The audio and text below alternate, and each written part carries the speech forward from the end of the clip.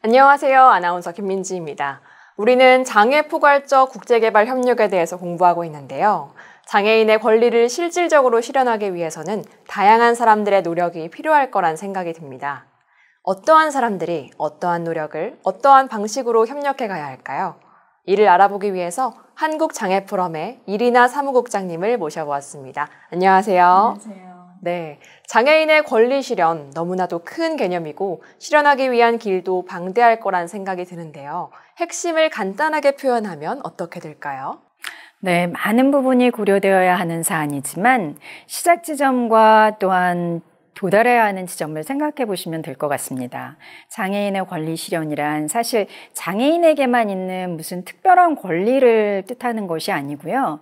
비장애인을 포함한 저희 모두에게 있는 권리, 즉 보편적 시민으로서의 권리를 동등하게 누리는 것을 말합니다. 네, 또 강의 제목이 장애인의 권리 실현을 위한 이해관계자 협력인데요.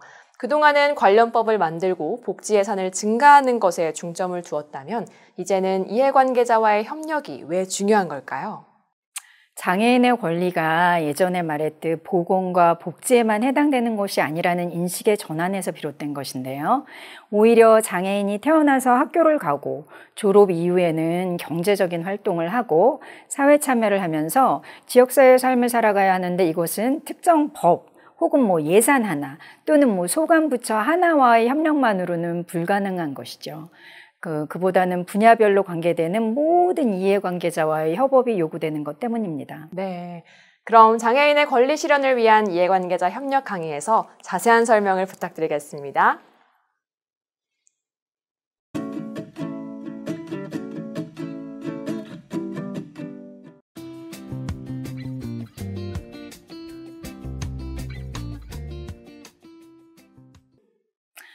그러면 첫 번째로 보편적 인권으로서의 장애인의 권리에 대해서 알아보도록 하겠습니다. 전 세계적으로 생명을 위협하고 우리의 일상을 무너뜨리게 한 코로나 바이러스가 다시 한번 인권으로서의 장애인의 권리를 환기시켜 주었는데요. 국제장애계에서 많이 소통되었던 이 포스트를 여러분들과 함께 그 내용을 공유하고자 합니다. 이 무시무시한 코로나 바이러스가 끝나고 사회적 거리두기나 이런 제한적 조치들이 다 풀리고 나면 대부분의 사람들은 일상으로 복귀를 하게 되죠. 그리고 일하는 곳으로 일터로도 돌아가고요. 그렇지만 대부분의 많은 장애인들에게는 지금의 이 상황이 일상입니다. 하루가 지나고 또 한 주가 지나고 또 해가 바뀌어도 끝나지 않는 것이죠.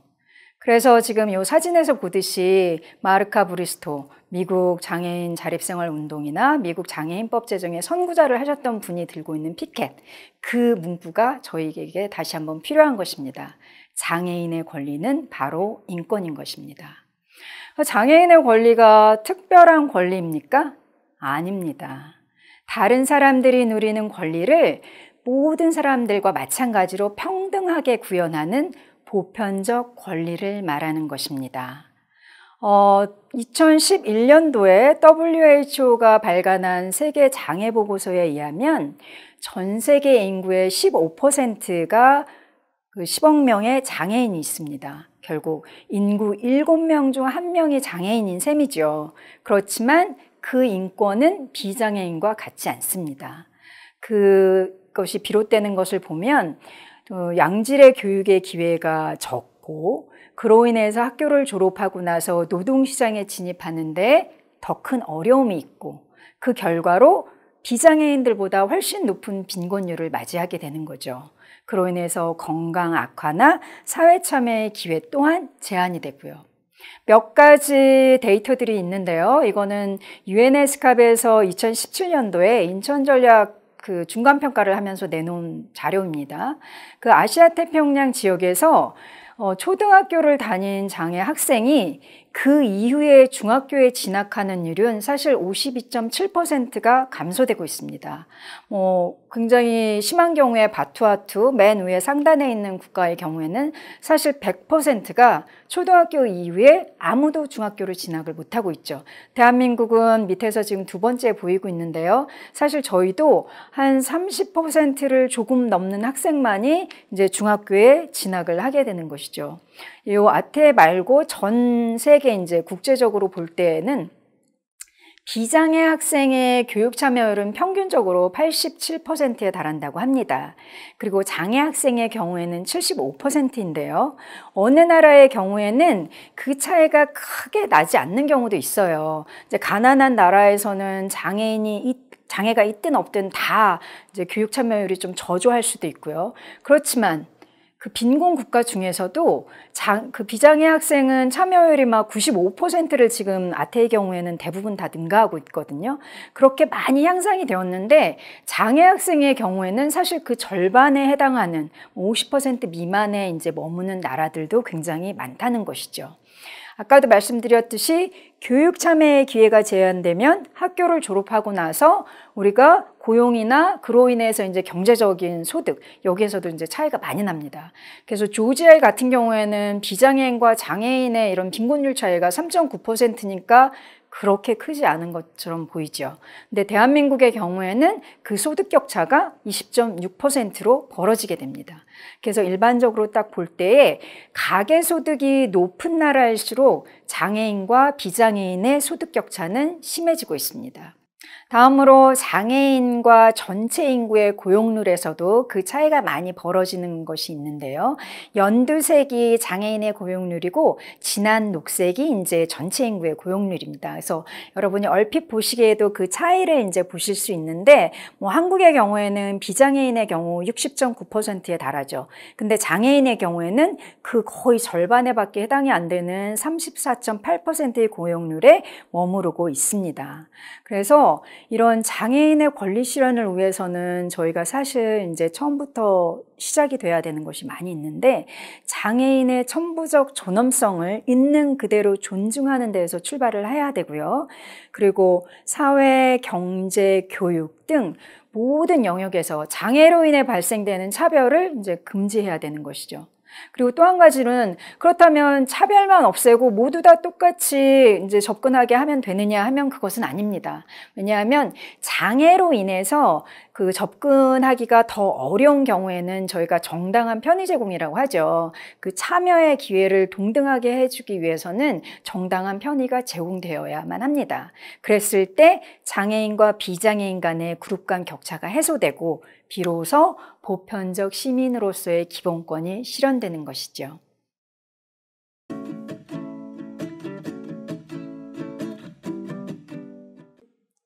이번 시간에는 보편적 인권으로서의 장애인의 권리에 대해 알아보았습니다.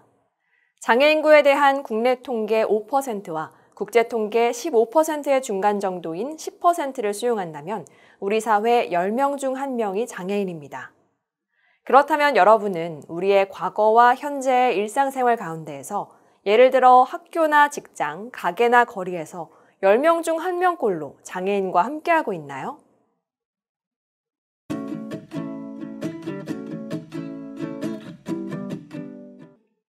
두 번째로는 다양한 이해관계자 협력에 대해서 살펴보도록 하겠습니다. 보편적 시민으로서의 장애인의 권리 보장에 UN 장애인 권리 협약이 있습니다.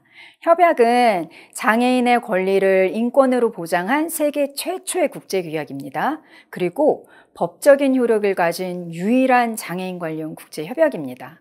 장애인의 보편적 권리를 위해서 사실은 협약은 이중접근법, 저희가 말하고 있는 트윈 트랙 어프로치를 제시하고 있는데요. 그 하나는 일반 원칙 및 일반 의무에 그러니까 장애인도 비장애인과 마찬가지로 동일하게 이제 국가가 수행해야 되는 그런 일반적인 의무의 한 편을 제시하고 있고요.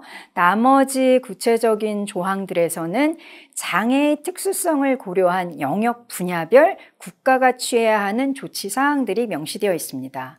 2020년 8월 현재 193개 UN 회원 국가 중에 181개 국가가 협약을 비준한 상황입니다. 사실 93.7%라고 하는 굉장히 높은 비율의 그 수준인 거죠. 여기에 더해서 사실 장애계에는 UNESCAP 인천 전략이 있습니다. 이것은 유엔 장애인 권리 협약을 아태 지역에서 어떻게 더 구체적으로 이행할 수 있을까를 조금 더 구체적으로 제시한 전략인데요. 이는 대한민국의 좀 주도적인 노력으로 2013년 3월 UNESCAP 총회에서 채택된 바 있습니다. 그렇다면 국제규범인 UNCRPD와 아태 지역 인천 전략까지 저희가 다 가지고서 있는데, 그렇다면 완벽한 장애인 권리 실현 환경이 조성된 것일까요? 안타깝게도 15%의 장애인과 장애계는 사실 이것에 대해서 굉장히 잘 알고 있습니다. 그런데 문제는 85%의 비장애인과 소위 말하는 주류 사회, 이들은 장애인권 특화인 이런 국제 규범이나 이런 것에 대해서 인지가 사실 굉장히 떨어지는 거죠. 근데 아까도 살짝 말씀드렸듯이 장애인의 권리는 특정 영역에 국한되지 않고 사실 삶의 모든 영역에 해당됩니다. 그래서 협약을 이행한다는 것은 또는 장애 포괄적인 이런 사회를 만든다는 것은 어떤 특정한 주체 혼자서는 그거를 달성하기가 불가하고 각 영역별로 관계된 모든 관계자들과의 협력이 필요하다는 인식을 하게 됩니다. 사실 이제 그 사회가 이게 무리라고 본다면 사회의 근본적 변화를 위해서는 저렇게 필요한 무슨 꽃이나 조약도를 그냥 첨가하는 것이 아니라 그 사회 영역별 교차성 있는 요소들을 전체적으로 융합하는 그런 근본적인 변화가 이제 필요한 셈인 거죠. 그래서 요구되는 것이 다양한 이해관계자 협력입니다. 이미 UNCRPD가 다양한 이해관계자 협력의 정책 프레임으로 이미 작동을 하고 있습니다. 거기에 32조에 보면 정부와 국제기구, 대륙기반 단체나 시민사회, 그리고 무엇보다도 장애인들과의 단체가 이제 협력이 명시가 되어 있고요. 그리고 장애인의 사회 참여나 또는 협약을 이행하고 모니터링하는 과정에서, 그리고 주요한 정책 결정 과정에서 장애인과 장애인 단체의 참여는 반드시 하도록 의무적으로 규정하고 있습니다. 그런데 그 다양한 이해관계자라는 그 용어 자체는 분명하게 그것이 제시가 된 것은 좀 더 멀리 거슬러 올라가서 1992년 리우회의에서 제시되는데요. 2015년 9월에 그 빈곤 퇴치를 목표로 했던 새천년 개발 목표, 저희가 MDG라고 많이 알고 있죠. MDG가 종결되고 나서는 이제 환경과 인류 모두의 번영을 위해서 지속가능한 발전 목표 SDG를 채택하게 됩니다. SDG는 누구도 배제하지 않는다는 비전으로 2030년까지 총 17개 분야 169개 세부 목표를 달성하고자 하는 것입니다. 그런데 이렇게 MDG가 빈곤이라고 하는 특정 이슈에 국한했다면은 이것은 환경과 우리 인류의 번영 모두를 감싸고 있는 건데, 그거에 대한 고른 발전을 이제 이루고자 할 때에 사실은 전 세계적으로 마주한 사안들이 너무도 큰 거죠. 그래서 이러한 목표를 달성할 때에 어느 한 기구나 정부 또는 기업 혼자서는 절대로 달성 불가하다는 인식이 전 국제적으로 이제 공유가 되었습니다. 그래서 SDG는 경제적 번영과 사회적 발전, 환경의 풍요로움이라고 하는 이 큰 세 개의 섹터들이 사실 따로따로 떨어져 있는 것이 아니라 상호 교차되어 있음을 분명하게 인식하고 있습니다. 그래서 그 발전을 이루고자 한다면 이 영역들에 참여하고 있는 모든 시민사회, 개인은 물론이고요, 기업, 정부, 국제기구, 비정부기구, 또 이러한 활동을 후원하고 있는 여러 다양한 재단들까지 모든 관계자들이 사실은 목표 달성을 위해서는 전례 없는 수준의 협력과 협업을 이제 요구하게 되죠. 그래서 SDG 17이 사실 우리가 SDG를 이제 이행하게 하는, 목표 달성을 하게 하는 이행 기제라고 말을 하고 있는데요. 거기에 분명하게 그 시스템으로 이해 당사자 협력을 명시하고 있습니다. 그런 뒤로는 우리가 기존에는 사실 민관 협력, 그 PPP라는 걸 많이 사용했는데 지금은 민관 협력보다도 이 이해 당사자 간의 협력이 더 많이 요구되고 있는 상황입니다. 사실 이해 당사자들이란 우리가 생각을 해보면 굉장히 사실 쉽습니다. 누구냐 하면은 어떤 분야에서 뭐 주요한 사항들이 결정될 때 이해 당사자들은 이해를 보기도 하고 손해를 보는 당사자들입니다. 그렇다면 사실 어떤 특정 분야를 변화시키고자 한다면 거기에 따라서 손해를 보거나 이해를 보는 이 사람들이 가장 잘 알고 있는 거잖아요. 어떤 것들이 필요한지도 알고 있고 문제가 무엇인지도 알고 있고 그 문제를 해결하려면 그 대안은 무엇인가도 알고 있고 그래서 지금 SDG 이행을 내세우면서는 이러한 다양한 이해 당사자의 참여 그리고 그 사람들이 바로 SDG 이행의 주체라고 하는 인식을 다시 가져오게 되었습니다. 다시 한번 짚어보자면 이해관계자 협력의 목적은 그 분야별로 있는 것의 공동의 목적을 달성하고 그러기 위한 문제 해결을 하고자 하는 게 목적이고요. 그러면은 그 협력을 해야 되는데 그 협력 관계의 토대는 사실 신뢰와 상호 존중 없이는 불가능합니다. 그래서 이해 당사자 주체 모두에 대한 이제 포용성이 있어야 되고요. 그리고 또 주체 각자가 가지고 있는 이제 강점이 있는가 하면 취약점도 있거든요. 그래서 이러한 것들을 있는 그대로 이해를 해야 되는 거를 이제 협력 토대를 기반으로 하고 있습니다. 그리고 이제 여기에서 굉장히 큰 의의가 있는 것은 사실 접근 방식인데요.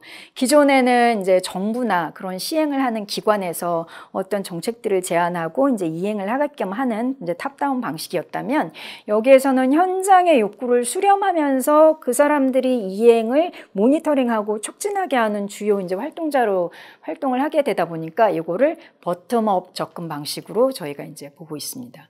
그리고 그 운영에서 보면은 사실 협력 체계는 그냥 물론 자발적인 협력이 중요하긴 하지만 그렇게 비공식적이어서는 안 되고 공식적인 협력 체계를 구축해야 됩니다. 그래서 SDG 17에 이제 그걸 명확히 명시하고 있는 거거든요. 그리고 그러한 협력 체계를 작동하게 하려면 어떻게 해야 돼요?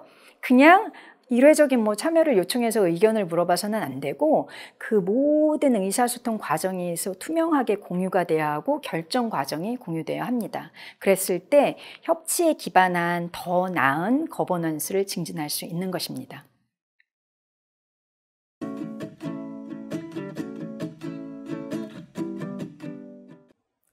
이번 시간에는 다양한 이해관계자 협력에 대해 알아보았습니다. 여러분은 본인이 활동하는 분야 이외에 시민사회단체 및 정부기관들과 협력해본 경험이 있나요?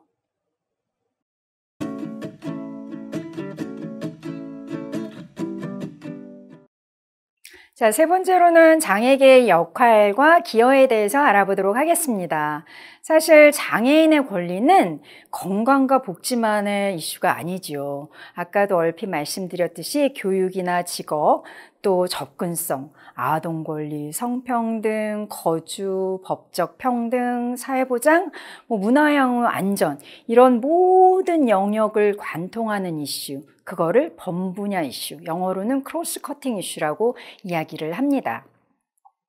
그 지속가능한 발전 목표 SDG를 보시면 총 17개의 이렇게 목표를 담고 있고 하나하나 보시면 저희가 알고 있는 장애인의 권리와 어떻게 연결되는지 이제 보실 수 있으세요.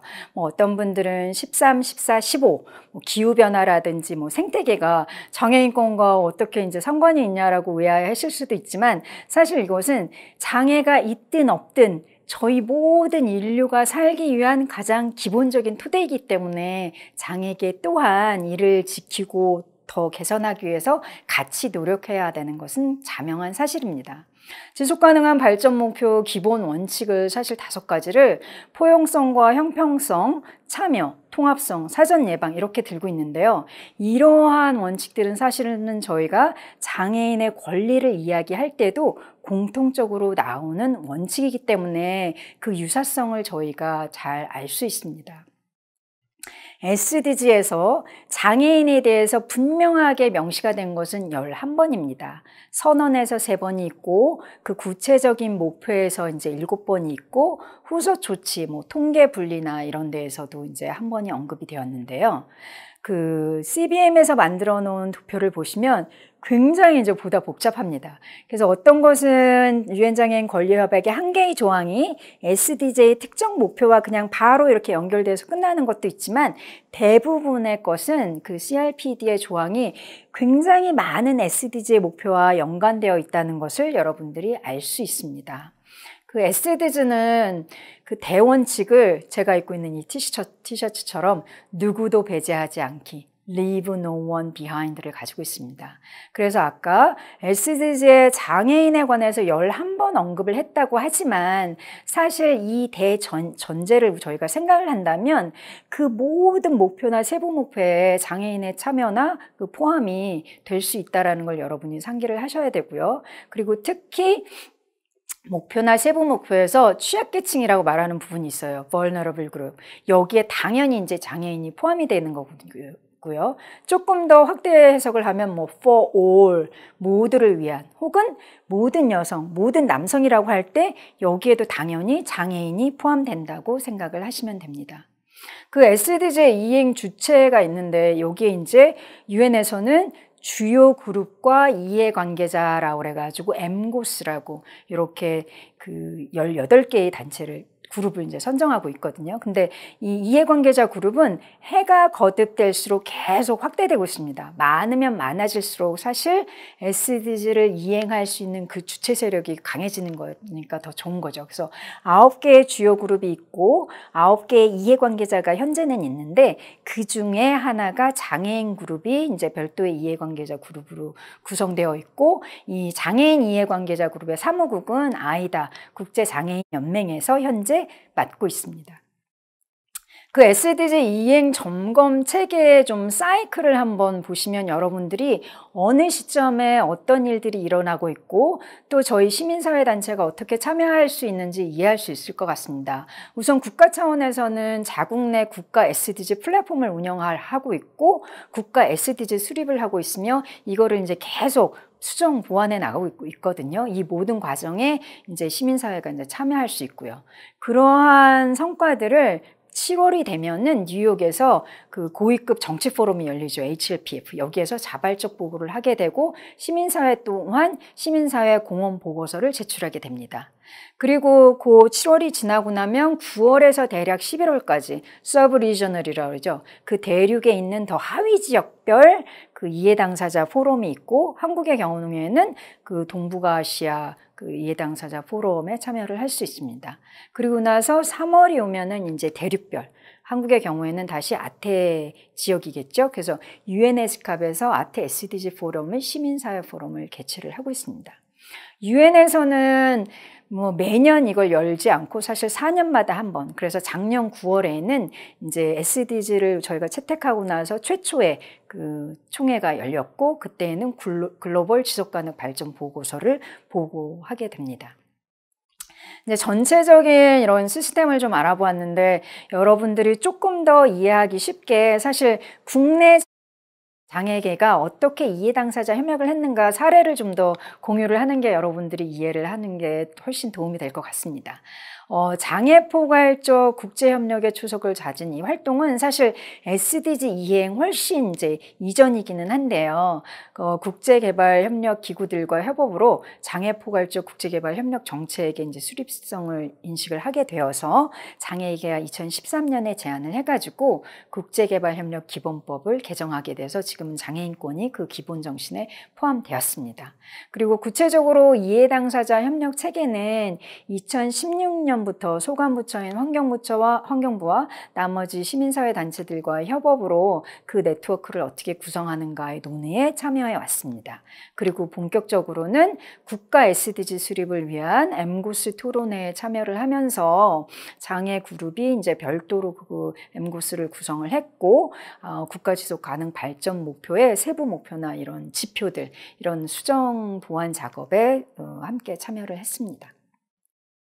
이해 당사자 협력의 그 성과를 한번 보시자면요. 국내에서는 국가 SDG, KSDG라고 하는 거죠. 여기에 이제 장애 관점을 확대 반영시킨 결과가 있는데요. 사실 UN SDG에서는 목표에서 이제 7번 언급이 됐고 지표에서 5번 언급이 됐었어요. 근데 2018년 6월에 KSDG 초안이 나왔을 때는 사실 그 목표가 2번, 지표는 3번으로 굉장히 확 축소가 되었죠. 근데 다행스럽게 장애계 엠고스가 그 세부 내용들을 점검하고 수정보완 의견을 내면서 그 목표가 다시 9회로 그리고 지표가 7회로 굉장히 이제 확대 반영되는 결과를 낳았습니다. 그리고 그 이후에도 한국장애계는 시민사회에 연대하여 2017년 이래로 매년 그 시민사회 보고서를 작성해서 유엔에 함께 제출해오는 활동을 하고 있습니다. 국제활동의 성과를 보면은 CRPD와 SDG와 연계시키는 이런 역량 강화에 저희가 많이 중점을 두고 있는데요. 장애계 최초로 UNESCAP 동북아 SDG 이해 당사자 포럼에 참가하게 됐습니다. 그래서 한국의 장애계가 동북아 장애계를 초청해서 그 본 세션에서 장애 특별 세션을 운영을 했거든요. 그래서 거기에 참가한 6개의 정부뿐만이 아니라 뭐 환경, 여성, 노동 이런 다양한 시민사회 단체가 장애계의 그 활동 사항들 구체적으로 SDG 목표 1번을 달성하기 위해서 어떠한 활동들을 수행하고 있는지를 함께 이렇게 딱 보시면서 굉장히 큰 이제 인식 전환이 일어나고 많이 이제 감동을 받으셨어요.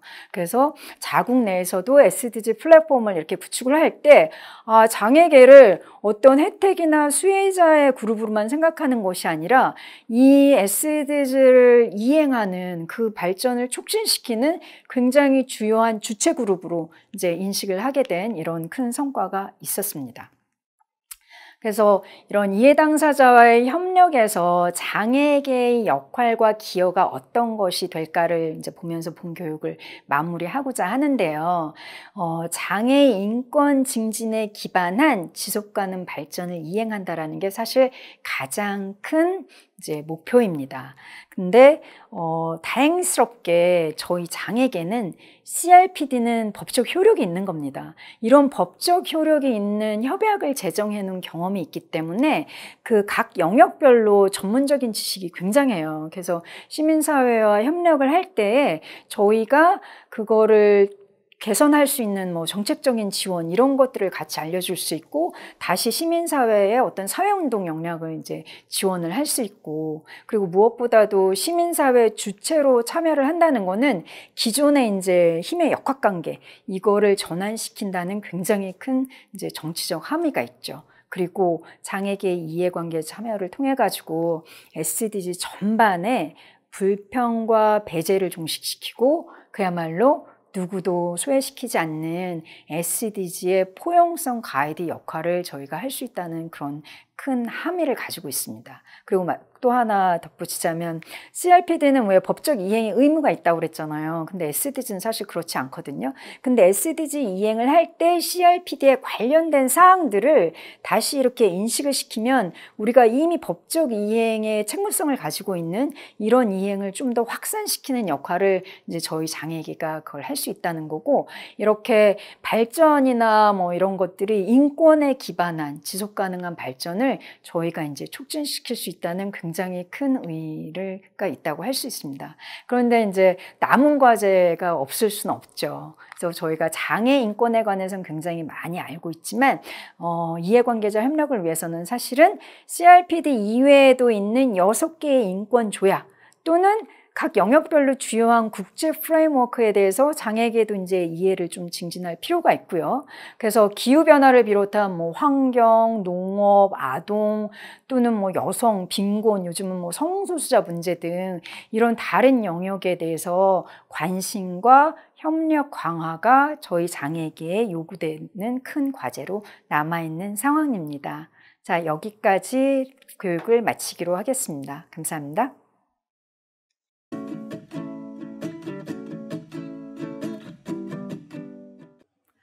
이번 시간에는 장애계의 역할 및 기여에 대해 알아보았습니다. 국제개발 협력에서 장애계의 참여는 지속가능한 발전 목표를 달성하는 데 있어 어떠한 의미를 가질까요?